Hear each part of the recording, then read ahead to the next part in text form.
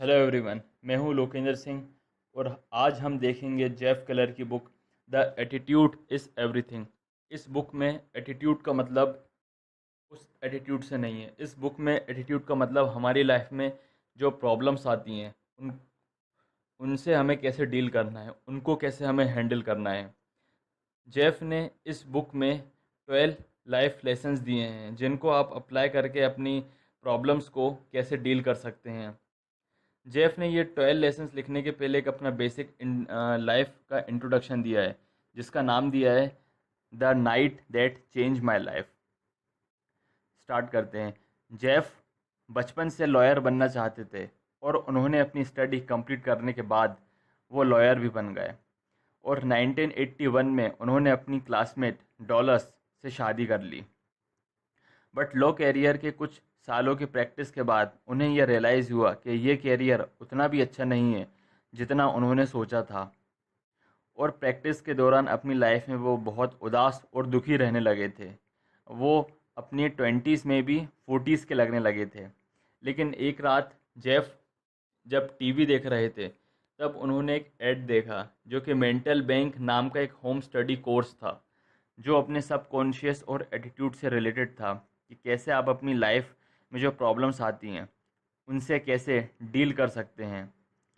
Jeff ने वो mental bank नाम का कोर्स बुक कर दिया। बस यही था उनकी लाइफ का सबसे बड़ा टर्निंग पॉइंट। वो कोर्स कंप्लीट करने के बाद जेफ को लगा कि उन्हें भी बाकी लोगों को इंस्पायर करना चाहिए। वो अपने लो कैरियर के साथ part time as a motivational speaker भी काम करने लगे। बट 1992 तक उन्होंने अपने लॉ कैरियर को क्विट कर दिया और फुल टाइम मोटिवेशनल स्पीकर बन गए। इस बुक के 12 लेसन्स में से आज 3 डिस्कस करेंगे। Lesson 1, your attitude is your window to the world. हम सभी इस पूरी दुनिया में सिर्फ 2 ही एटीट्यूड से देखते हैं, पॉजिटिव एटीट्यूड और नेगेटिव एटीट्यूड। हमारी विंडो अगर साफ़ होगी तो हमें पूरी दुनिया पॉजिटिव लगेगी। अगर ये विंडो साफ़ नहीं होगी तो हमें सारी दुनिया नेगेटिव लगेगी। हम सभी इस दुनिया में एक क्लीन विंडो के साथ आते हैं। एक एग्ज़ाम्पल से समझते हैं। एक छोटा बच्चा जब चलना सीखता है तो वे क्या करता है हम सभी जानते हैं, लेकिन वे क्या नहीं करता है चलिए बताता हूँ।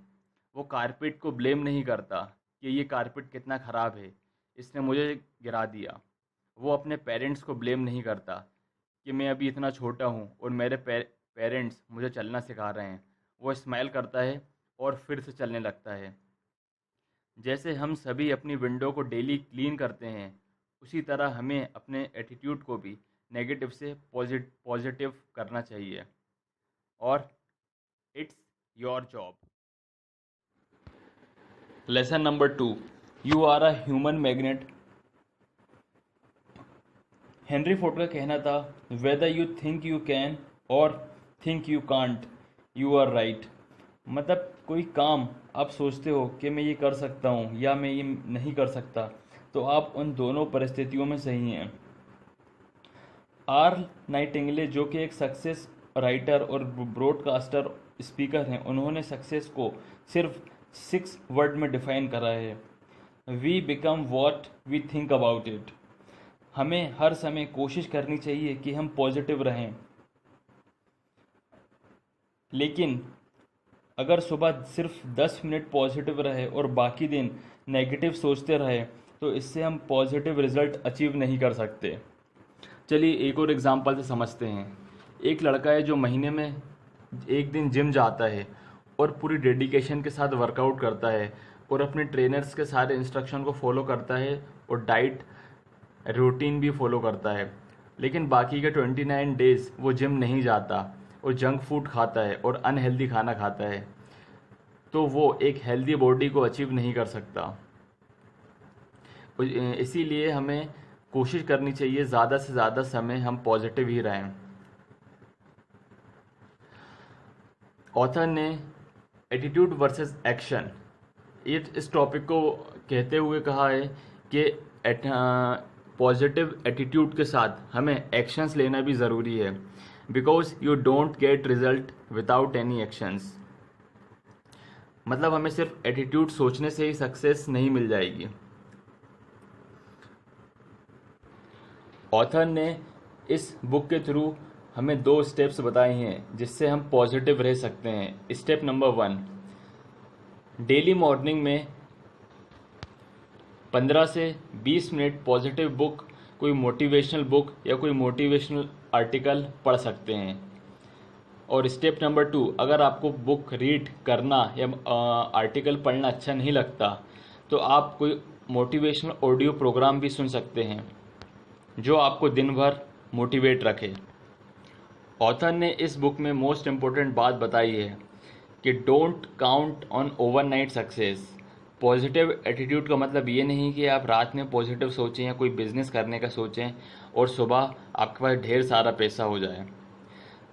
आपको पॉजिटिव एटीट्यूड के साथ एक्शन भी लेना पड़ेगा और कुछ प्रॉब्लम्स भी आएंगी जिसे फेस करना पड़ेगा, बट आपको हमेशा पॉजिटिव ही रहना है। Lesson number 3, picture your way to success. Alex Morrison का कहना है, you must first clear see as a thing in your mind before you can do it.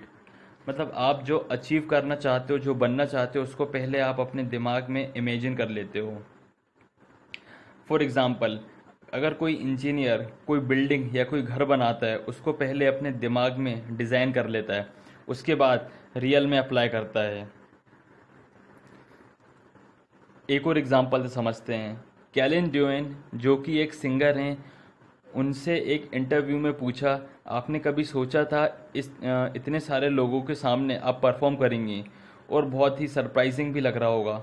तो उनका आंसर था नो, क्योंकि वो ये बचपन से ही इमेजिन करती आ रही थी।